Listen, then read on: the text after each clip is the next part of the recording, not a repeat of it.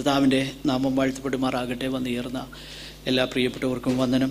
നമുക്കൊരുമിച്ച് കർത്താവിന് സ്തോത്രം ചെയ്യുവാനും ഈ രാത്രി സമയം പ്രാർത്ഥനയോടെ, വിശേഷാൽ നമ്മുടെ മന്ത്ലി ഫാസ്റ്റിംഗ് പ്രയറിനോടുള്ള ബന്ധത്തിൽ ദൈവാധിപത്യത്തിലായിരിക്കാൻ കർത്താവ് ഇടയാക്കിയതോർത്ത് ദൈവത്തെ സ്തുതിക്കുന്നു. വിശേഷാൽ നമ്മെ വിട്ട് നാട്ടിലേക്ക് കടന്നു പോകുന്ന പ്രിയ സഹോദരനെയും കടന്നു പോകുന്ന ഇടങ്ങളിൽ ദൈവം സഹായിക്കട്ടെ, കർത്താവ് കൂടെ ഇരിക്കട്ടെ എന്ന് പ്രാർത്ഥിക്കുന്നു, ആശംസിക്കുന്നു. ദൈവം സഹായിക്കട്ടെ.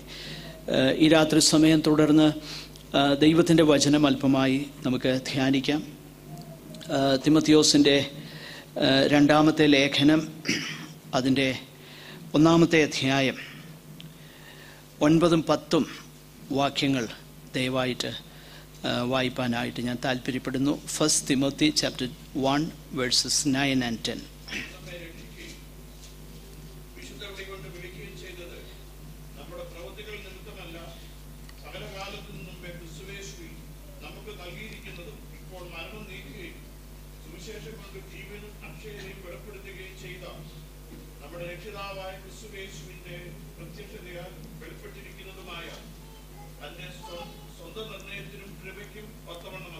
സ്തോത്രം. അപ്പോൾ അപ്പോസ്തലനായ പൗലോസിൻ്റെ ഏറ്റവും അവസാനം എഴുതിയ ലേഖനമാണ് 2 തിമോത്തിയോസിൻ്റെ ലേഖനം എന്നുള്ളത് നമുക്ക് അറിയാവുന്ന വസ്തുതയാണ്. ഈ ലേഖനം എഴുതി സഭയുടെ പാരമ്പര്യമൊക്കെ വിശ്വസിപ്പാൻ കഴിയുമെങ്കിൽ ചുരുക്കം ചില ആഴ്ചകൾക്കുള്ളിൽ അല്ലെങ്കിൽ ചില മാസങ്ങൾക്കുള്ളിൽ പൗലോസ് ദൈവസന്നിധാനത്തിലേക്ക് തൻ്റെ ആ രക്തസാക്ഷിത്വ മരണത്താൽ നീക്കപ്പെട്ടു എന്ന് ചിന്തിപ്പാനായി, അല്ലെ അങ്ങനെ മനസ്സിലാക്കുവാനായിട്ട് കഴിയും. മാത്രമല്ല, മരണം മുൻപിൽ കണ്ടുകൊണ്ടാണ് താൻ ഈ ലേഖനം എഴുതിയത്. അത് വളരെ ഉറപ്പായിട്ട് താൻ വിശ്വസിച്ചിരുന്നു എന്നുള്ളത് ഇതിൻ്റെ 4-ാമത്തെ അധ്യായത്തിലേക്ക് വരുമ്പോൾ നമുക്ക് കാണുവാനായിട്ട് കഴിയുന്നുണ്ട്. ഇപ്പോൾ എൻ്റെ നിര്യാണകാലം അടുത്തിരിക്കുന്നു, ഞാൻ പാനീയ യാഗമായിട്ട് ഒഴിക്കപ്പെടുന്നു എന്ന് പൗലോസ് പറയുന്നു. ആ സംഖ്യാപുസ്തകത്തിൽ ഒക്കെ, അല്ലെ ലേവ്യ പുസ്തകത്തിലോ കാണുന്നത് പോലെ as A drink offering, pouring out everything. ഏറ്റവും അവസാനമായിട്ട് ആ വൈൻ ആ യാഗത്തിന്മേൽ പോർ ഔട്ട് ചെയ്ത് സകലവും ദൈവമേ ഇത് അങ്ങയുടേതാണ്, അങ്ങയുടെ പ്രസാദത്തിനായി സമർപ്പിക്കുന്നു എന്ന് ഓൾഡ് ടെസ്റ്റ്മെൻറ്റിൽ ദൈവത്തിൻ്റെ മക്കൾ ചെയ്തതുപോലെ അതേ നിലയിലുള്ള ഒരു ഭാഷാപ്രയോഗമാണ് പൗലോസ് നൽകുന്നത്. എൻ്റെ ജീവിതം തന്നെ, I pore out my life for the Lord എന്ന് പറഞ്ഞ് അവസാനിപ്പിക്കുന്ന ലേഖനമാണ് തിമോത്തിയോസിൻ്റെ 2-ാമത്തെ ലേഖനം. എന്നാൽ ഈ ലേഖനത്തിൽ പ്രധാനമായിട്ട് പൗലോസ് വളരെ പ്രാധാന്യതയോടെ എക്സ്പൗണ്ട് ചെയ്യുന്ന അല്ലെങ്കിൽ വിശദീകരിക്കുന്ന ഒരു വിഷയം എന്നുള്ളത് സുവിശേഷം എന്നുള്ളതാണ്. ദൈവത്തിൻ്റെ സുവിശേഷം എന്നുള്ളത് എത്ര പ്രാധാന്യമായിരിക്കുന്നു എന്നുള്ളതാണ് ഈ ലേഖനത്തിൽ കൂടെ നമുക്ക് മനസ്സിലാക്കുവാനായിട്ട് കഴിയുന്നത്. സുവിശേഷം എന്ന് പറയുമ്പോൾ അത് എല്ലാ കാലത്തും എല്ലാ സമയത്തും ഏത് സമയത്തും പ്രസംഗിക്കപ്പെടേണ്ട ഒന്നാണ് എന്ന് നമ്മൾ മനസ്സിലാക്കുന്നു. ഈ ലേഖനത്തിൽ തന്നെ അത് നമ്മൾ കാണുന്നു. സമയത്തിലും അസമയത്തും ഒരുങ്ങിയിരിക്കുക എന്ന് തിമോത്തിയോസിനോട് താൻ കൽപ്പിക്കുന്നത് നാം വായിക്കുന്നു 4-ാമത്തെ അധ്യായത്തിലേക്ക് വരുമ്പോൾ. മാത്രമല്ല, ആ സുവിശേഷത്തെ വിട്ട് അനേകർ തെറ്റായ പാതകളിലേക്ക് പോകും എന്നുള്ളത് വളരെ വ്യക്തതയോടെ പൗലോസ് ഈ ലേഖനത്തിൽ തന്നെ താൻ പറയുന്നുണ്ട്. മാത്രമല്ല, അങ്ങനെയുള്ളവരെ വിട്ട് ഒഴിക എന്ന് പറയുവാൻ തക്കവണ്ണം അന്ന് തിമോത്തിയോസിൻ്റെ കാലഘട്ടത്തിൽ തന്നെ അങ്ങനെയുള്ള കാര്യങ്ങൾ ഉണ്ടായിരുന്നു എന്ന് വ്യക്തതയോടെ നമുക്ക് മനസ്സിലാക്കുവാനായിട്ട് കഴിയുന്നുണ്ട്. അന്ത്യകാലത്ത് ദുർഘട സമയങ്ങൾ വരും എന്നറിയുക. എന്നിട്ട് ആ ദുർഘട സമയങ്ങൾ എന്താണ്? ആ 3-ാമത്തെ അധ്യായം നമ്മൾ 1 മുതൽ താഴോട്ട് വായിച്ചു നോക്കിക്കഴിഞ്ഞാൽ ദുർഘട സമയങ്ങളെന്ന് പറഞ്ഞാൽ ഞാൻ പലപ്പോഴും പറയാറുള്ളത് പോലെ സുനാമി അടിക്കുന്നതും ഭൂകമ്പം ഉണ്ടാകുന്നതും കടലടിച്ചു കയറുന്നതും ഒന്നുമല്ല. അന്റാർട്ടിക്കയിൽ ഐസ് ഉരുകിയിട്ട് വെള്ളം പൊങ്ങിയിട്ട് ചില രാജ്യങ്ങൾ തന്നെ അതിൻ്റെ കീഴേ പോകുമെന്നൊക്കെ പറയുന്നുണ്ട്. അതൊന്നുമല്ല ദുർഘട സമയങ്ങൾ. ദുർഘട സമയത്തിന് കാരണക്കാരായിരിക്കുന്നത് ആരാണെന്ന് പോൾ അവിടെ പറയുന്നുണ്ട്. മനുഷ്യരാണ് ദുർഘട സമയങ്ങൾക്ക് കാരണക്കാരായിരിക്കുന്നത്. ആ മനുഷ്യരെന്ത് ചെയ്യും? ആ മനുഷ്യർക്ക് they will have a misplaced love. സ്നേഹം അതിൻ്റെ ശരിയാകുന്ന ദിശയിലല്ലാതെ തെറ്റായ ഇടങ്ങളിലേക്ക് തെറ്റായ കാര്യങ്ങളെ സ്നേഹിക്കുന്ന മനുഷ്യരുണ്ടാകും. അവരെവിടെ ഉണ്ടാകുമെന്നാണ് പറഞ്ഞേ? സഭയിലുണ്ടാകും. അത് നമ്മൾ മനസ്സിലാക്കണം. ലോകക്കാരെ കുറിച്ചല്ല പോൾ അവിടെ പറഞ്ഞത്, സഭയെ കുറിച്ചാണ് പറഞ്ഞത്. So in the last days there will be terrible times, ദുർഘട സമയങ്ങൾ. എന്താ ദുർഘട സമയങ്ങൾ? അതിൻ്റെ കാരണക്കാരാരാ? മനുഷ്യരാ. എന്നിട്ട് ആ മനുഷ്യരുടെ ആ മിസ്പ്ലേസ്ഡ് ലവ് എന്താ? ഒന്ന്, അവർക്ക് എല്ലാ സ്നേഹവുമുണ്ട്, വേണ്ട ഒരു സ്നേഹമില്ല. അവർക്ക് സ്നേഹം എന്തിനോടൊക്കെയാ? അവർ സ്വസ്നേഹികളാ, സ്വയത്തെ സ്നേഹിക്കുന്നവരാ. സ്വന്തം തൊലിയാണ് അവർക്ക് എപ്പോഴും വിഷയം. സ്വന്തം തൊലി രക്ഷിക്കാനായി ആരെക്കുറിച്ച് എന്ത് പറയാനും അവർക്ക് മടിയില്ല. എന്തിനേറെ ഈ കാലഘട്ടത്തിൽ ആ സ്വസ്നേഹത്തിൻ്റെ മൂർധന്യാവസ്ഥയിലെത്തിയിരിക്കുന്നതിൻ്റെ ഒരു വലിയ തെളിവ് ഞാൻ പറഞ്ഞു തരാം. ഒരു 15 വർഷം മുമ്പില്ലാത്ത ഒരു ലാംഗ്വേജ്, ഒരു വേർഡ് നമ്മുടെ ഡിക്ഷണറിയിലുണ്ട്. എന്നാണെന്നറിയാമോ? സെൽഫി. 15 വർഷം മുമ്പ് ആ വേർഡ് ഉണ്ടായിരുന്നോ എന്നെനിക്ക് തോന്നുന്നില്ല. അപ്പോൾ സ്വസ്നേഹത്തിൻ്റെ മൂർധന്യാവസ്ഥയിലേക്ക് മനുഷ്യൻ വരികയാണ്. പിന്നെ അവര് എന്തൊക്കെ സ്നേഹിക്കുമെന്നറിയാമോ? അവര് ഭോഗപ്രിയരാണ്, ദ്രവ്യപ്രിയരാണ്, സ്വസ്നേഹികളാണ്. മാത്രമല്ല എൻ്റർടൈൻമെൻ്റ് ആണ് അവർക്കിഷ്ടം. അതാണ് ഭോഗപ്രിയരാകുക. എൻ്റർടൈൻ ചെയ്യുന്ന കാര്യങ്ങൾ കേൾക്കാനാ താല്പര്യം. എന്തിനേറെ വചന ശുശ്രൂഷ എന്ന് പറയുന്നതും കഥാപ്രസംഗം പോലെ നടക്കുന്നിടത്ത് ആൾ ഇടിച്ചുകൂടുക. എന്നോ സന്തോഷം അവിടെ അല്ലേ? ചിരിച്ചൊന്ന് റിലാക്സ് ചെയ്ത് വീട്ടിലേക്ക് പോകുമ്പോൾ എന്നോ ആനന്ദമാ. പ്രിയപ്പെട്ടവരെ, തെറ്റി നമ്മൾ ഭോഗപ്രിയരായി. പക്ഷെ ഒരു പ്രിയം മാത്രം അവർക്കില്ല. എന്താ ഇല്ലാത്തതെന്നറിയാമോ? ദൈവപ്രിയരല്ലവർ. അപ്പോൾ ഈ ഒരു മിസ്പ്ലേസ്ഡ് ലവ് സഭയിൽ ഉണ്ടാകുമെന്ന് ദൈവത്തിൻ്റെ പരിശുദ്ധാത്മാവ് വ്യക്തമായി ദർശിച്ചു. അതുകൊണ്ടാണ് ഒരു വലിയ അപ്പോസ്തലന്റെ അവസാനത്തെ ലേഖനം സുവിശേഷം എന്നുള്ളതാണ്. ഞാൻ പറഞ്ഞു വരുന്നത് മനസ്സിലാക്കണം. തൻ്റെ the last testament of his life is the exposition of God's gospel. ദൈവത്തിൻ്റെ സുവിശേഷത്തെ കുറിച്ചുള്ളതാകുന്ന എക്സ്പോസിഷനാണ് ഈ തിമോത്തിയോസിൻ്റെ 2-ാം ലേഖനം. പോളിൻ്റെ 1-ാമത്തെ ലേഖനവും സുവിശേഷത്തെക്കുറിച്ചായിരുന്നു. പൗലോസ് എഴുതിയ ആദ്യത്തെ ലേഖനം ഗലാത്യ ലേഖനമാണ്.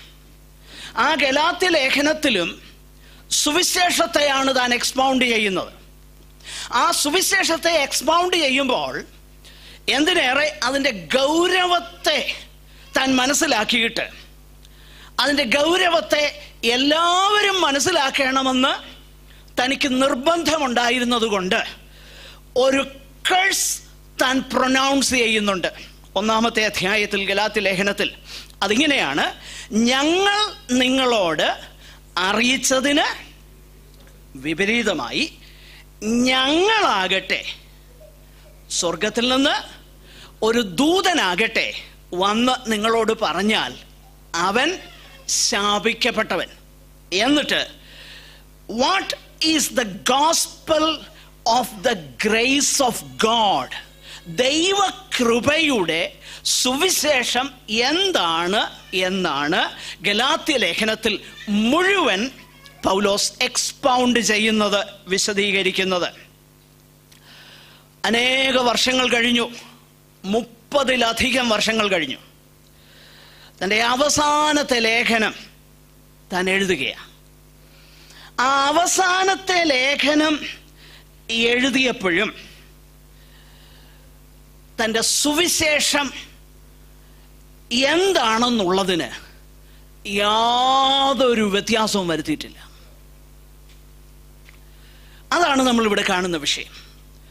അനേകര് സുവിശേഷം പ്രസംഗിച്ചു തുടങ്ങും, പിന്നെ ആ സുവിശേഷമല്ല അവർക്ക് വിഷയം. പല പ്രിയപ്പെട്ടവർക്കും ആളെ കൂട്ടുന്നതാ വിഷയം. എന്നിട്ട് ഇങ്ങനെ കൂടെ പറയും, ആളെ കൂട്ടിയിട്ട് പിന്നെ അവരെ അങ്ങ് വചനം പഠിപ്പിച്ചാൽ മതി എന്നാ പറയുന്നത്. അങ്ങനെ പ്രസംഗിക്കുന്നത് ഞാൻ കേട്ടു. തെറ്റാണത്. അങ്ങനെ ആളെ കൂട്ടിയാൽ ആളിനൊന്നും വചനം മനസ്സിലാകുകയില്ല. സുവിശേഷത്താൽ രൂപാന്തരം വരാത്ത ഒരു വ്യക്തിക്ക് ഈ തിരുവഴുത്ത് ഗ്രഹിക്കാനൊക്കെയല്ല എൻ്റെ പ്രിയപ്പെട്ടവരെ. അതുകൊണ്ട് എങ്ങനെയാലും കുറെ ആളെ വലിച്ചു കൂട്ടിട്ട് പിന്നെ അവരെ വചനം പഠിപ്പിക്കുന്നതല്ല പണി. സത്യവചനം പറയുക, അന്നേരം ആള് വരട്ടെ, അവരെയാണ് ബിൽഡപ്പ് ചെയ്യാൻ പറ്റുന്നത്.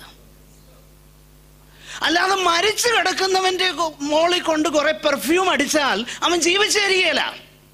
മരിച്ചു കിടക്കുന്നവൻ ജീവിക്കട്ടെ, ആദ്യം അവൻ വളരട്ടെ.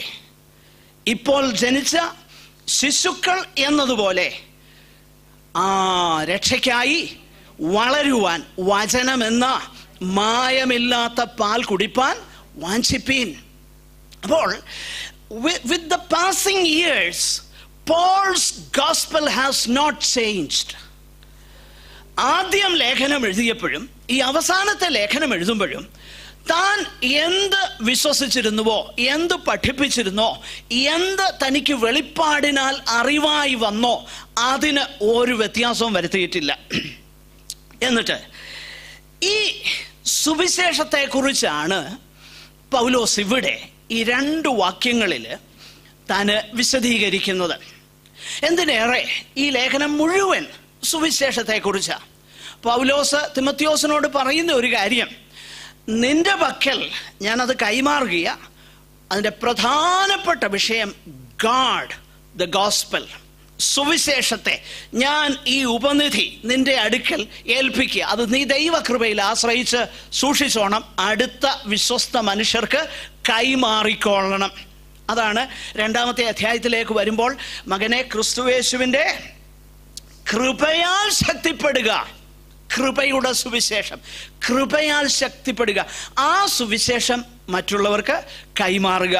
ഈ വിഷയമാണ് പോൾ പറയുന്നത്. എന്നാൽ ഇവിടെ ഈ സുവിശേഷത്തെക്കുറിച്ച് താൻ പറയുമ്പോൾ എന്താണ് പോൾ പറയുന്ന ആ വേദഭാഗം അല്ലെങ്കിൽ ആ തിരുവചന ഭാഗം വെളിപ്പെടുത്തുന്നത്? സുവിശേഷത്തെക്കുറിച്ച് പ്രധാനപ്പെട്ട 3 കാര്യങ്ങൾ പൗലോസ് ഇവിടെ പറയുകയാണ്. ഒന്ന്, ആ സുവിശേഷത്തിൻ്റെ ക്യാരക്ടർ എന്താ, അല്ലെങ്കിൽ ആ സുവിശേഷം സത്യത്തിൽ എന്താ ചെയ്യുന്നത്, അത് പോൾ പറയുന്നു.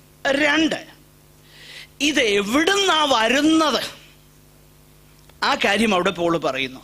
3, എന്താണ് ഇതിൻ്റെ അടിസ്ഥാനം, the foundation and the source and the very nature and the character of the gospel. ഈ 3 കാര്യങ്ങളാണ് പൗലോസ് ആ വേദഭാഗത്ത് പറയുന്നത്. ഒന്നാമതായിട്ട് നമ്മൾ ആ ഭാഗം ശ്രദ്ധിച്ചു നോക്കിക്കഴിഞ്ഞാൽ എന്താണ് ഈ സുവിശേഷത്തിൻ്റെ ക്യാരക്ടർ?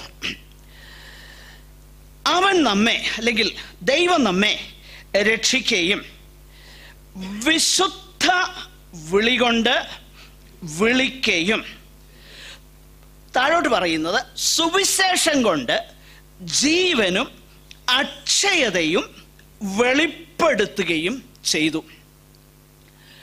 അപ്പോൾ സുവിശേഷം എന്താ ചെയ്യുന്നത്? സുവിശേഷത്തിൻ്റെ ക്യാരക്ടർ എന്താ? ട്രൂ ഗോസ്പൽ കേട്ട് വിശ്വസിച്ച് ഒരു വ്യക്തി ദൈവപൈതലായാൽ എന്തവനിൽ സംഭവിക്കും? ഇതിന് മാറ്റമൊന്നും വരികയില്ല. അത് എത്ര കാലഘട്ടം കഴിഞ്ഞാലും അതിന് വ്യത്യാസം ഉണ്ടാകുകയില്ല. അപ്പോൾ ആ കാര്യം നമ്മൾ വളരെ പ്രാധാന്യതയോടെ മനസ്സിലാക്കുക. സുവിശേഷമെന്ന് പോൾ ഇവിടെ പറയുന്ന കാര്യം, കാരണം മോളിൽ നമ്മൾ ശ്രദ്ധിച്ചു നോക്കിക്കഴിഞ്ഞാൽ അതിൻ്റെ 8-ാം വാക്യത്തിൽ ലജ്ജിക്കാതെ സുവിശേഷത്തിനായി ദൈവശക്തിക്ക് തോന്നണം, നീയും എന്നോടുകൂടെ കഷ്ടം സഹിക്കുക, ദൈവം നമ്മെ രക്ഷിക്കുകയും.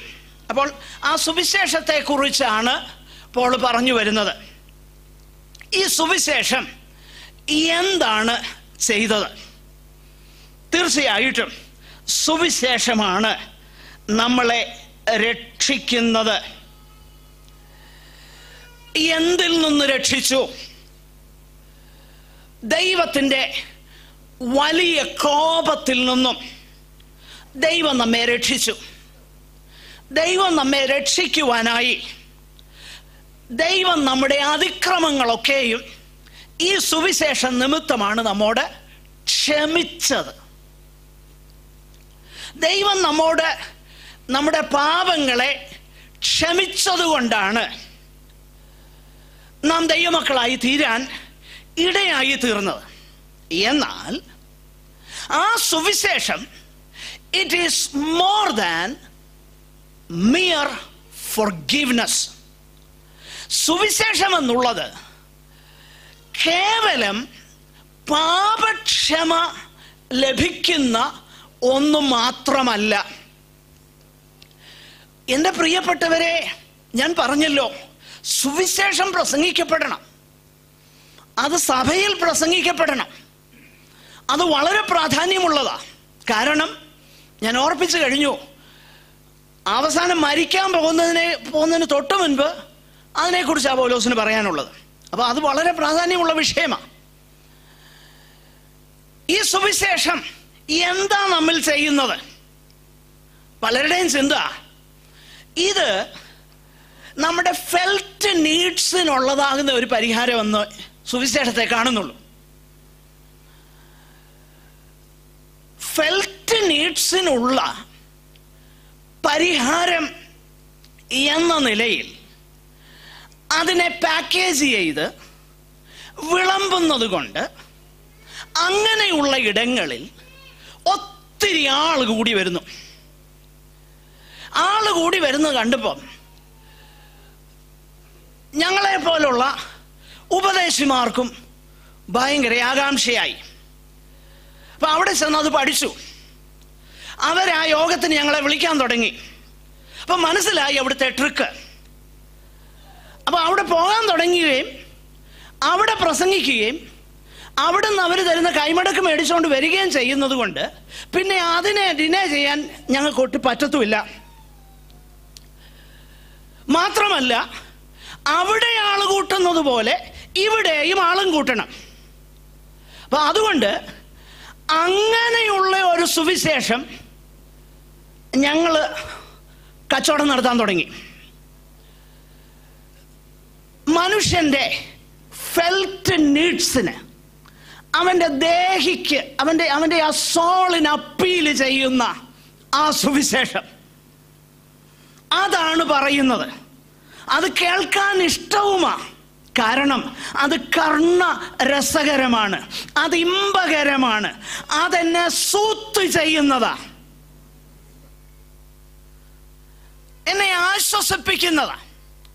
പക്ഷെങ്കിൽ അപ്പം നമ്മൾ ചിന്തിക്കും, ആശ്വസിപ്പിക്കുമെന്ന് പറഞ്ഞിട്ടില്ലേ? എന്താശ്വാസം എന്നുള്ളത് കർത്താവ് തന്നെ പറഞ്ഞിട്ടുണ്ട്. ഞാൻ അവിടേക്ക് പോകുന്നില്ല. എന്നാൽ ഇവിടെ പോള് പറയുന്ന കാര്യങ്ങൾ ശ്രദ്ധിക്കണം. സുവിശേഷത്തിൻ്റെ കോൾ എന്ന് പറയുന്നത് കേവലം എൻ്റെ ആവശ്യങ്ങളെ സന്ധിക്കുന്ന ഒന്നല്ല. എൻ്റെ ആവശ്യങ്ങളെ സന്ധിച്ചിട്ട് എനിക്ക് എന്നെ കംഫർട്ടബിൾ ആക്കുന്ന ഒന്നല്ല സുവിശേഷം. പിന്നെയോ ആ സുവിശേഷം എന്നുള്ളത് എന്നെ ദൈവം രക്ഷിപ്പാനായി വിളിച്ച വിളി വിശുദ്ധമാകുന്ന ഒരു വിളിയാ. അങ്ങനെയല്ലേ അവിടെ എഴുതിയേക്കുന്നത്?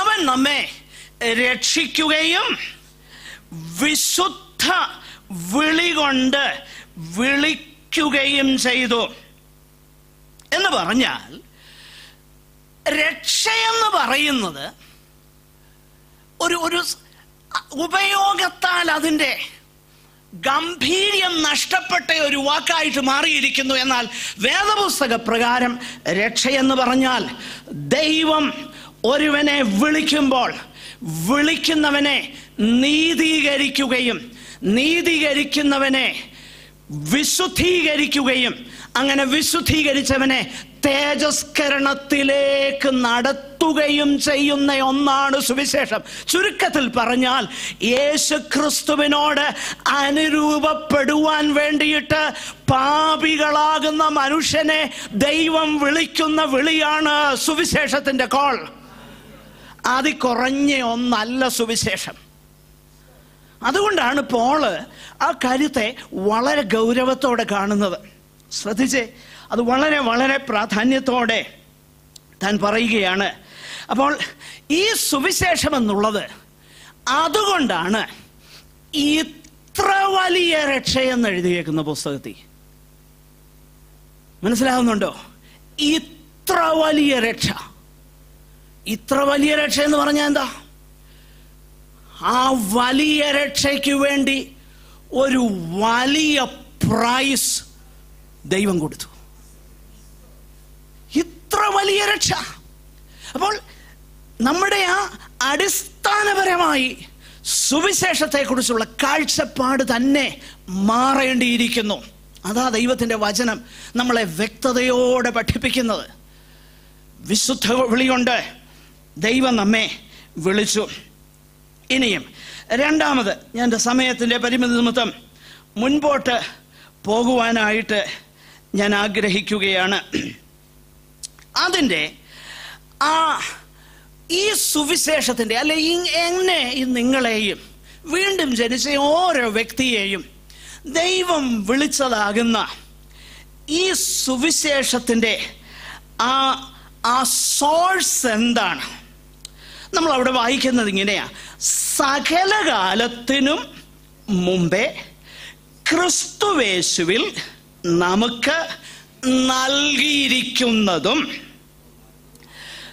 എന്നിട്ട് താഴോട്ട് നമ്മൾ വായിച്ചാൽ, തൻ്റെ സ്വന്തം നിർണയത്തിനും കൃപയ്ക്കും ഒത്തവണ്ണമത്രേ എന്ന് പറഞ്ഞാൽ, ഈ വലിയ രക്ഷ ദൈവം നമുക്ക് തരാനായി മനസ്സായപ്പോൾ ഒരു സുപ്രഭാതത്തില് അവനെയും കൂടെ രക്ഷിച്ചേക്കാം എന്ന് കരുതിയതല്ല ഈ രക്ഷ. പിന്നെ എന്താ?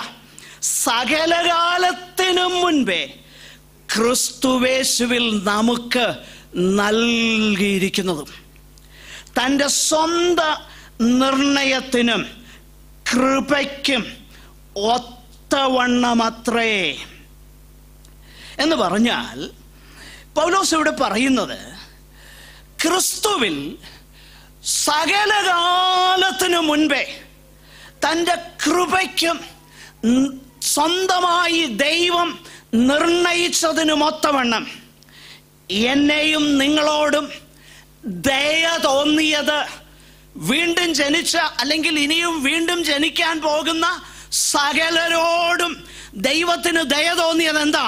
സകല കാലത്തിനു മുൻപേ. സകലകാലത്തിനും മുൻപേ ദൈവത്തിന് നമ്മോട് ദയ തോന്നിയത് കൊണ്ടാണ് ഒരു സാധ്യതയും ഇല്ലാതെ ഇരുന്ന ഒരു ഭവനത്തിൽ നിന്ന്, ഒരു സാഹചര്യത്തിൽ നിന്ന് ദൈവം നമ്മെ രക്ഷിച്ചത്. ഇത്ര വലിയ രക്ഷയാണത് എന്ന് നമ്മൾ മനസ്സിലാക്കണം. അവിടെ അത് വളരെ വ്യക്തം എന്ന് പറഞ്ഞാൽ, എൻ്റെ പ്രവൃത്തിയൊന്നുമല്ല, എൻ്റേതാകുന്നതാ യാതൊരു കാര്യമല്ല, ദൈവത്തിൻ്റെ ദയ, കരുണ, കൃപ. ഇതൊന്ന് ചിന്തിക്കാമെങ്കിൽ, ഈ സുവിശേഷം ഒന്ന് ചിന്തിക്കാമെങ്കിൽ, അത് നിമിത്തം ഒരു കാര്യം സഭയിലുണ്ടാകും. എന്താണെന്നറിയാമോ? നമ്മുടെ ഹൃദയം നന്ദിയാൽ നിറയുമെന്ന് മാത്രമല്ല, ദൈവസന്നിധാനത്തിൽ നമ്മുടെ തല കുനിയും. ഒരു ബോസ്റ്റിങ്ങുമില്ല അവിടെ ഒന്നും ബോസ്റ്റ് ചെയ്യാനില്ല, അവിടെ ഒന്നും പുകഴനായിട്ടില്ല. കാരണം ഇത് ദൈവം കരുണ തോന്നി, കൃപ തോന്നി, മനസ്സലിഞ്ഞിട്ട് എന്നോടും നിങ്ങളോടും ദയ തോന്നിയിട്ട് എന്നെയും നിങ്ങളെയും രക്ഷിപ്പാൻ നമ്മളെക്കാളും നല്ല മിടുക്കന്മാർ ഈ ലോകത്തിലുണ്ടായിരുന്നപ്പം ദൈവത്തിന് എന്നോടും നിങ്ങളോടും രക്ഷിപ്പാനായി കരുണ തോന്നി എന്ന ഒറ്റ ചിന്ത നമ്മുടെ ഹൃദയങ്ങളെ ദൈവസന്നിധാനത്തിൽ വളരെ താഴ്മയുള്ളതാക്കും എന്ന് പറഞ്ഞാൽ അവിടെ ഒരു ബോസ്റ്റിങ്ങുമില്ല. അതുകൊണ്ടാണ് പോൾ റോമാലേഖനത്തിൽ പറയുന്നത്, ഏത് മാർഗത്താൽ? കർമ്മമാർഗത്താലാണെങ്കിൽ പുകഴാനുള്ള വകയുണ്ടാകും. എന്നാൽ കൃപയാൽ അഭക്തനെ നീതീകരിക്കുന്നവനാകുന്ന ദൈവം, എന്നെയും നിങ്ങളെയും ദൈവം നീതീകരിപ്പാൻ, ദൈവമക്കളാക്കി തീർക്കുവാൻ ദൈവത്തിന് നമ്മോട് കരുണ തോന്നി. നിശ്ചയമായിട്ടും ഇത് നമ്മുടെ ഹൃദയത്തെ നന്ദിയാൽ നിറയ്ക്കുന്ന ഒരു ഘടകമാണ് എന്നുള്ളത് നമ്മൾ മറന്നു പോകരുത്. മൂന്നാമതായിട്ട്, ഇത് ഏത് ഗ്രൗണ്ടിലാണ് ഇത് നമുക്ക് ലഭിച്ചിരിക്കുന്നത്? ഇതിൻ്റെ അടിസ്ഥാനം എന്താണ്? ഇതിൻ്റെ അടിസ്ഥാനം മറ്റൊന്നുമല്ല, ഇത് വിശുദ്ധ വിളി കൊണ്ട് നമ്മളെ വിളിച്ചു. മാത്രമല്ല, സകലകാലത്തിനു മുൻപേ ക്രിസ്തുവേശുവിൽ നമുക്ക് നൽകിയിരിക്കുന്നതാണ്. ഇതെല്ലാമാണെങ്കിലും ഇപ്പോൾ ഇത് സകലകാലത്തിനു മുമ്പേ ക്രിസ്തുവേശുവിൽ നമുക്ക് നൽകിയിരിക്കുന്നതും ഇപ്പോൾ മരണം നീക്കുകയും സുവിശേഷം കൊണ്ട് ജീവനും അക്ഷയതയും വെളിപ്പെടുത്തുകയും ചെയ്ത നമ്മുടെ രക്ഷിതാവായ ക്രിസ്തുവേശുവിൻ്റെ പ്രത്യക്ഷതയാൽ. നോക്കുക, അപ്പോൾ യേശുക്രിസ്തുവിൻ്റെ ഈ ജഡത്തിലെ, അല്ലെങ്കിൽ കർത്താവ് ഈ ജഡത്തിൽ വെളിപ്പെട്ടതിനാൽ, പ്രത്യക്ഷപ്പെട്ടതിനാലാണ് ദൈവം സുവിശേഷത്താൽ നമ്മെ വിളിച്ചത്. അല്ലെങ്കിൽ ആ നിത്യമാകുന്ന ദൈവിക പദ്ധതിയുടെ പ്രദർശനമെന്ന് പറയുന്നത് കാൽവറി ക്രൂശിലായിരുന്നു. അങ്ങനെ ആ കാൽവറി ക്രൂശിൽ കർത്താവ് എന്തെല്ലാമാണ് ചെയ്തത്? ഒന്ന്, നമ്മളവിടെ വായിക്കുന്നു, അവിടെ കർത്താവ് എന്ത് ചെയ്തു? ഒന്ന്, മരണം നീക്കി. രണ്ട്, സുവിശേഷം കൊണ്ട് ജീവനും അക്ഷയതയും വെളിപ്പെടുത്തി. ഒന്നാമതായിട്ട്, ഈ സുവിശേഷം നിമിത്തം കർത്താവ് എന്താ ചെയ്തത്? മരണം നീക്കി. അത് നമ്മൾ ഒരിക്കലും മറന്നു പോകരുത്. സുവിശേഷം മരണത്തെ നീക്കുന്നതാണ്. കേവലം ആവശ്യങ്ങൾക്ക് പരിഹാരം തരുന്നതല്ല സുവിശേഷം. സുവിശേഷം മരണത്തെ നീക്കുന്നതാ. അങ്ങനെയാ പുസ്തകം പഠിപ്പിക്കുന്നത്. എന്താണ് മരണം? നമുക്കറിയാം, the wages of sin is death. പാപത്തിൻ്റെ ശമ്പളം മരണം. അപ്പോൾ പാപത്തിൻ്റെ വേജായി, ശമ്പളമായി മനുഷ്യന് കിട്ടിയതാണ് മരണം.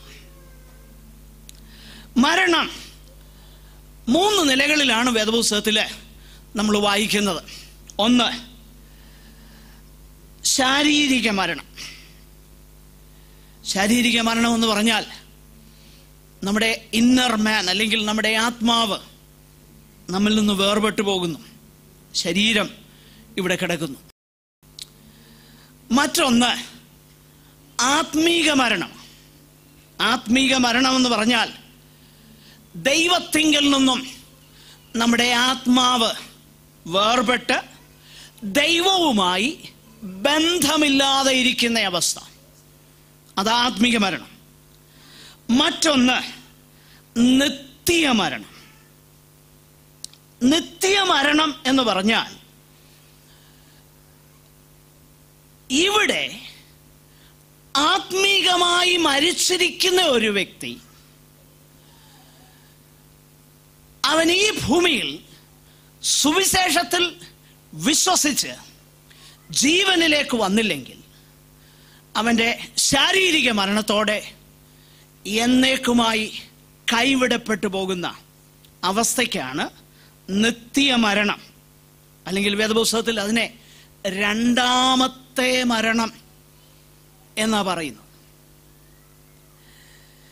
എന്നാൽ അപ്പോൾ പാപം നിമിത്തം ഈ മരണങ്ങളെല്ലാം തന്നെ ലോകത്തിൽ വന്നു.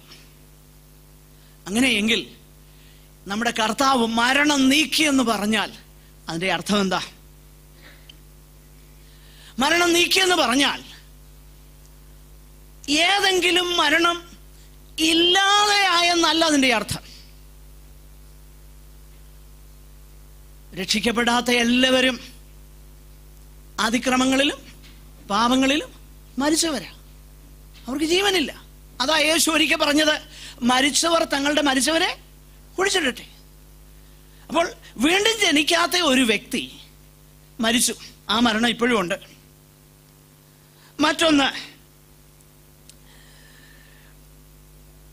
ശാരീരിക മരണം സംഭവിച്ചുകൊണ്ടേയിരിക്കും. നമ്മൾ ജീവനോടെ കർത്താവിൻ്റെ വരവ് വരെ ഇരിക്കാമെങ്കിൽ പോൾ പറയുന്നത് പോലെ പിന്നെ ക്രിസ്തുവിൽ ആയിരിക്കുന്നവര്, പിന്നെ ജീവനോടെ ശേഷിക്കുന്ന ക്രിസ്തുവിലുള്ളവർ, അവര് ഉയർത്തെഴുന്നേറ്റു. എന്നാൽ ഈ രണ്ടാമത്തെ മരണം എന്ന് നമ്മൾ വായിക്കുന്നുണ്ട് വെളിപ്പാട് പുസ്തകത്തിലൊക്കെ. മാത്രമല്ല, മരണം എന്നേക്കുമായി നീക്കുന്ന ഒരു കാലം വരുന്നതേയുള്ളൂ എന്നാണ് വേദപുസ്തകം പഠിപ്പിക്കുന്നത്. കൊരിന്ത്യരുടെ 1-ാം ലേഖനം 15-ാമത്തെ അധ്യായത്തിൽ 26-ാമത്തെ വാക്യത്തിൽ ഒടുക്കത്തെ ശത്രുവായി മരണം നീങ്ങിപ്പോകും. മാത്രമല്ല, 1 കൊരിന്ത്യർ 15-ാം അധ്യായം അതിൻ്റെ 54-ാം വാക്യത്തിൽ മരണം മാറി ജയം, മരണം നീങ്ങി ജയം വന്നിരിക്കുന്നു എന്നുള്ളത് ഇറ്റ് ഈസ് സ്റ്റിൽ ഫ്യൂച്ചർ, ഇനിയും ഭാവി സംഭവിക്കാനുള്ള കാര്യമാണ്. അപ്പൊ അങ്ങനെയാണെങ്കിൽ മരണം നീങ്ങി എന്ന് പറഞ്ഞിരിക്കുന്നത് ഏതർത്ഥത്തിലാണ്? പൗലോസ് ഇവിടെ പറയുമ്പോൾ ഒരു കാര്യം നമ്മൾ മനസ്സിലാക്കണം. മരണം കർത്താവ് നീക്കി എന്ന് പറയുമ്പോൾ തന്നെ ഞാൻ നേരത്തെ സൂചിപ്പിച്ചതുപോലെ ചില ദിവസങ്ങൾക്കുള്ളിൽ തൻ്റെ ശിരസ് ശരീരത്തിൽ നിന്നും വേർപെടാൻ പോവുക. ആ ഒരു പശ്ചാത്തലത്തിലാണ് പൗൽ ഇത് പറയുന്നത്. എന്നാൽ നമ്മൾ ഈ കാര്യം ശ്രദ്ധിച്ചു നോക്കിക്കഴിഞ്ഞാൽ മരണം നീങ്ങുക എന്ന് പൗലോസ് പറയുന്ന വേദഭാഗത്തിൻ്റെ അർത്ഥമെന്ത്? എബ്രായ ലേഖനത്തിൽ നമ്മൾ കാണുന്നു, മരണത്തിൻ്റെ അധികാരിയായ പിശാചിനെ തൻ്റെ മരണത്താൽ നീക്കി. നീക്കി എന്ന് പറയുമ്പോൾ പിശാച് ഇവിടെ തന്നെയുണ്ട്, പിശാച് ലോകത്തിലുണ്ട്. പക്ഷെ അവിടെ പറയുക നീക്കി. റോമാലേഖനം 6-ാം അധ്യായത്തിൽ നാം ഇങ്ങനെ വായിക്കുന്നു, 6-ാം അധ്യായം അതിൻ്റെ 6-ാം വാക്യത്തിൽ പാപ ശരീരത്തിന്, പാപജഡത്തിന് നീക്കം വരേണ്ടതിന്. അപ്പൊ അങ്ങനെയെങ്കിൽ ഈ വേദഭാഗങ്ങളുടെ എല്ലാം അടിസ്ഥാനത്തിൽ മരണം നീക്കി എന്ന് പറഞ്ഞാൽ ദൈവത്തിൻ്റെ വചനം അർത്ഥമാക്കുന്നത് എന്താണ്? അതിൻ്റെ അർത്ഥം മറ്റൊന്നുമല്ല, മരണം, ആത്മീക മരണത്തിൽ നിന്ന് കർത്താവ് നമ്മെ വിടുവിച്ചു. ദൈവവുമായി ബന്ധമില്ലാതിരുന്ന അവസ്ഥയിൽ നിന്നും ദൈവവുമായി ബന്ധമുള്ള അവസ്ഥയിലേക്ക് നമ്മൾ വരികയാണ് എന്ന് പറഞ്ഞാൽ, അതിക്രമങ്ങളിലും പാപങ്ങളിലും മരിച്ചിരുന്നു. നമുക്ക് ദൈവമായിട്ട് ഒരു ബന്ധവുമില്ലായിരുന്നു. ദൈവവുമായി ബന്ധമില്ലാതെ ഇരുന്ന അവസ്ഥയിൽ നിന്നും ദൈവവുമായിട്ടുള്ള കൂട്ടായ്മ ബന്ധത്തിലേക്ക് വരുന്നതാണ് ജീവൻ. അതുകൊണ്ടാണ് ഏകസത്യ ദൈവമാകുന്ന അങ്ങയെയും അങ്ങ് അയച്ച യേശു ക്രിസ്തുവിനെയും അറിയുന്നതാണെന്ത്? നിത്യജീവൻ. മനസ്സിലാകുന്നുണ്ടോ? വീണ്ടും ജനനമെന്ന് പറഞ്ഞാൽ അതാ. അപ്പോൾ മരണം നീക്കിയെന്ന് പറഞ്ഞാൽ പൗലോസ് അർത്ഥമാക്കുന്നത് എന്താ? ഒന്ന്, ആത്മീക മരണം ക്രിസ്തുവിൻ്റെ സുവിശേഷത്താൽ അതിൻ്റെ ശക്തി ഇല്ലാതായി എന്ന് പറഞ്ഞാൽ, സുവിശേഷത്താൽ ഒരു വ്യക്തിയെ ജീവിപ്പിപ്പാൻ ദൈവം കരുണ ചെയ്യുമ്പം ഒരു ശക്തിക്കും അതിനെ എന്ത് ചെയ്യാൻ പറ്റുകയില്ല, തടഞ്ഞു നിർത്താൻ പറ്റുകയില്ല. കാരണം മരണത്തെ കാൽവറിയിൽ കർത്താവ് തകർത്തു, നീക്കി. മാത്രമല്ല, ദൈവമക്കളെ സംബന്ധിച്ചിടത്തോളം ശാരീരിക മരണവും എന്താണെന്നറിയാമോ? നിദ്ര കൊള്ളുക എന്നതാണ്. അതാ വേദപുസ്തകം നമ്മളെ പഠിപ്പിക്കുന്നത്. അതുകൊണ്ടാണ് പോൾ പറയുന്നത്, എനിക്ക് ജീവിക്കുന്നത് ക്രിസ്തുവും മരിക്കുന്നത് ലാഭവും. കാരണം എന്നാന്നറിയാമോ? ക്രിസ്തുവേശു കാൽവറി ക്രൂശിൽ മരണം നീക്കി. സുവിശേഷത്താൽ മരണം നീക്കി. അതുകൊണ്ടാണ് എനിക്ക് ജീവിക്കുന്നത് ക്രിസ്തുവും മരിക്കുന്നത് ലാഭവുമാണ്. ഇനി അത് മാത്രമല്ല, മറ്റൊരു വേദഭാഗം കൂടെ ഇതിനോടുള്ള ബന്ധത്തില് ദൈവത്തിന്റെ പരിശുദ്ധാത്മാവ് അതിന്മേൽ വെളിച്ചം തന്ന് എനിക്ക് മനസ്സിലാകാൻ കഴിഞ്ഞു. പല സന്ദർഭങ്ങളിലും അതെന്താണെന്ന് ഞാൻ ചിന്തിച്ചിട്ടുണ്ട്. എന്നാൽ ഇത് ചിന്തിച്ചുകൊണ്ടിരുന്നപ്പോഴാ എനിക്ക് വളരെ ആ കാര്യം വ്യക്തമായി. മരണമെന്നുള്ളത് നമ്മെ സംബന്ധിച്ചിടത്തോളം നമ്മൾ അതിനെ പൊസസ് ചെയ്യുന്ന എന്ന് പറഞ്ഞാൽ അതിന്മേൽ അധികാരമുള്ളവരാണെന്ന് ആ വേദപുസ്തകം പഠിപ്പിക്കുന്നത്. എന്ന് പറഞ്ഞാൽ എന്താണ് അതിൻ്റെ അർത്ഥം? അധികാരം എന്ന് പറഞ്ഞാൽ എന്താണ് അതിൻ്റെ അർത്ഥം? അല്ലെങ്കിൽ വി പൊസസ് ദാറ്റ് എന്ന് പറയുമ്പോൾ എന്താ? ഒരു വേദഭാഗം ഒന്നെടുത്ത് വായിക്കണം. 1 കൊരിന്ത്യർ 3-ാം അധ്യായം 22 23 വാക്യങ്ങൾ. 1 കൊരിന്ത്യർ 3 22 23 വാക്യങ്ങൾ.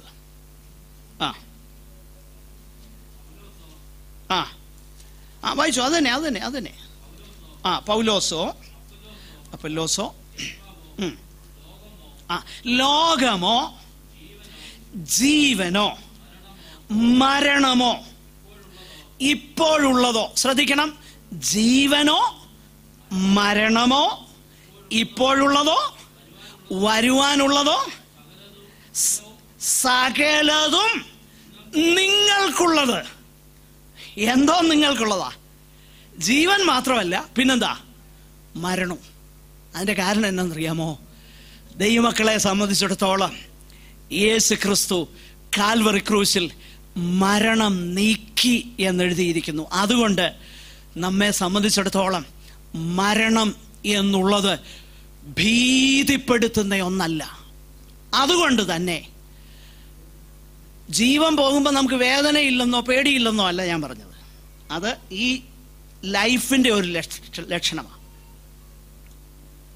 മാത്രമല്ല, ദൈവം നമ്മുടെ ശരീരത്തെ പ്രൊട്ടക്റ്റ് ചെയ്യാനായിട്ട് തന്നിരിക്കുന്ന ഒരു വികാരം കൂടെയാണ്. എന്നാൽ ദൈവമക്കളെ സംബന്ധിച്ചിടത്തോളം ഇതിൻ്റെ അപ്പുറം എന്ത് എന്നുള്ള ഭീതി അവനില്ല. ആ ഭീതി ആർക്കെങ്കിലും, വീണ്ടും ജനിച്ച ആർക്കെങ്കിലും ഉണ്ടെങ്കിൽ, അബദ്ധവശാലുണ്ടെങ്കിൽ, ദൈവത്തിൻ്റെ പരിശുദ്ധാത്മാവ് അത് നീക്കാനായിട്ട് പ്രാർത്ഥിക്കണം. പിശാച് നമ്മളെ അതിൽ പരീക്ഷിക്കരുത്. അല്ല, വീണ്ടും ജനിച്ച ഒരു ദൈവ പൈതൽ മരണത്തെ പേടിക്കുന്നവനല്ല. ഞാൻ പറയട്ടെ, ഒന്നുകൂടെ വ്യക്തമാക്കാം. അതുകൊണ്ടാണ് വീണ്ടും ജനിച്ച ദൈവമക്കളെ സംബന്ധിച്ചിടത്തോളം അടുത്ത മാസം നീ മരിക്കുമെന്ന് പറഞ്ഞാൽ അവന് പേടിയില്ല. വേദപുസ്തകത്തിൽ അങ്ങനെയാ കാണുന്നത്. പോൾ പറയുന്നത്, ബന്ധനങ്ങളും കഷ്ടങ്ങളും എനിക്കായി കാത്തിരിക്കുന്നു എന്ന് പരിശുദ്ധാത്മാവ് പട്ടണം തോറും സാക്ഷ്യം പറയുന്നതല്ലാതെ എന്നാണ് യെരുശലേമിൽ സംഭവിക്കാൻ പോകുന്നതെന്ന് എനിക്കറിയത്തില്ല. അത് പറഞ്ഞിട്ട് ഒരു കാര്യം കൂടെ പറഞ്ഞു, നിങ്ങൾ എന്തിനാ എൻ്റെ മനസ്സിനെ കരഞ്ഞ് തകർക്കുന്നത്? ക്രിസ്തുയേശുവിന് വേണ്ടി ബന്ധിക്കപ്പെടാൻ മാത്രമല്ല, മരിക്കാനും ഞാനെന്താ പേടിയില്ല. വീണ്ടും ജനിച്ച ഒരു ദൈവ പൈതലിന് ആത്യന്തികമായി മരണത്തെ പേടിയില്ല. മരണഭയം നീങ്ങിയിട്ടില്ലെങ്കിൽ രണ്ട് കാരണങ്ങളാൽ അത് സംഭവിക്കാം. ഒന്നുകിൽ പിശാച് നമ്മളെ വഞ്ചിക്കുകയാകാം, അല്ലെങ്കിൽ നമ്മൾ വീണ്ടും ജനിച്ചിട്ടില്ലാകാം. ഈ രണ്ട് കാരണങ്ങളേ ഉള്ളൂ. ഇതിലേതാണ് നമ്മൾ തിരിച്ചറിയണം എന്ന് പറഞ്ഞാൽ, ആരേലുമൊക്കെ വന്ന് പറഞ്ഞ് അത് കാണുന്നു, ഇത് കാണുന്നു, ശവപ്പെട്ടി കാണുന്നു, ഇതൊന്നും കണ്ടാൽ ദൈവമക്കൾക്ക് പേടിയില്ലെന്ന്. മരണം ആർക്കുള്ളതാ? കേഫാവോ, ലോകമോ, ജീവനോ, മരണമോ നിങ്ങൾക്കുള്ളത്. Why you are afraid about that? പ്രിയപ്പെട്ടവരെ, യേശു കർത്താവ് എന്ത് ചെയ്തെന്നറിയാമോ? മരണം നീക്കി. അതുകൊണ്ടാണ് ക്രിസ്തുവിൻ്റെ യേശു ക്രിസ്തുവിലുള്ള ദൈവസ്നേഹത്തിൽ നിന്ന് ജീവനോ മരണത്തിനോ നമ്മെ വേർപിരിപ്പാൻ കഴിയുകയില്ലെന്ന് പൗലോസ് പറഞ്ഞിരിക്കുന്നത്. മാത്രമല്ല, ഒരു കാര്യം കൂടെ അവിടെ നമ്മൾ കാണുന്നു. സുവിശേഷം കൊണ്ട് ജീവനും അക്ഷയതയും വെളിപ്പെടുത്തി. എന്താണ് ജീവൻ? ജീവൻ എന്ന് പറഞ്ഞാൽ, നേരത്തെ ഞാൻ സൂചിപ്പിച്ചു, കർത്താവുമായിട്ടുള്ള ബന്ധമാണ് ഇവിടെ തുടങ്ങിയ. മാത്രമല്ല, അക്ഷയത. എന്താണ് അക്ഷയത? ദൈവത്തിൻ്റെ വചനം വളരെ വ്യക്തമായി പഠിപ്പിക്കുന്നുണ്ട്. മരിച്ചവർ അക്ഷയരായി ഉയർക്കും. മാത്രമല്ല, സ്വർഗത്തിലുള്ള നമ്മുടെ അവകാശത്തിൻ്റെ സവിശേഷത എന്താണെന്നറിയാമോ? ക്ഷയം, മാലിന്യം, വാട്ടം ഇല്ലാത്തതുമായ ഒരവകാശത്തിനായി നമ്മെ എന്ത് ചെയ്തിരിക്കുന്നു? വീണ്ടും ജനിപ്പിച്ചിരിക്കുന്നു. അപ്പൊ യേശുവിൻ്റെ കാൽവറി ക്രൂശിൽ എന്താ സംഭവിച്ചത്? മരണം നീക്കി ജീവനും അക്ഷയതയും വെളിപ്പെടുത്തി. അങ്ങനെയെങ്കിൽ സുവിശേഷം എന്താ ചെയ്യുന്നത്? സുവിശേഷം ഏറ്റവും വിലയേറിയ ഒന്നാണ്. ആ സുവിശേഷം ഇത്ര വലിയ രക്ഷയിലേക്ക് എന്നെ കൊണ്ടുവരുമ്പോൾ എന്നോട് സകല പാപവും ക്ഷമിച്ചെന്ന് മാത്രമല്ല, വിശുദ്ധ വിളി കൊണ്ട് എന്നെ വിളിച്ചു. അങ്ങനെ വിളിക്കാൻ കാരണമായി തീർന്നത് സകലകാലത്തിൻ്റെ മുൻപേ ദൈവത്തിൻ്റെ കൃപയാൽ ക്രിസ്തുയേശുവിൽ എന്നോട് മനസ്സലിഞ്ഞിട്ട് ഇപ്പോൾ ക്രിസ്തുവിൻ്റെ മരണത്താൽ മരണം നീക്കി ജീവനും അക്ഷയതയും വെളിപ്പെടുത്തിയ ഒന്നാണ് സുവിശേഷം. ഇതിലേക്കാണ് നമ്മളെ വിളിച്ചിരിക്കുന്നത്. ഈ സുവിശേഷത്തിന് വേണ്ടി നിലനിൽക്കുവാൻ ദൈവം നമ്മെ സഹായിക്കട്ടെ. ഞാൻ എൻ്റെ വാക്കുകളെ അവസാനിപ്പിക്കുന്നു. കർത്താവ് നമ്മെ ഈ വചനങ്ങളാൽ അനുഗ്രഹിക്കട്ടെ. സഹോദരന്മാരിൽ ഒരാൾക്ക് ദയവായി പ്രാർത്ഥിച്ച് അവസാനിപ്പിക്കാം. സ്തോത്രം.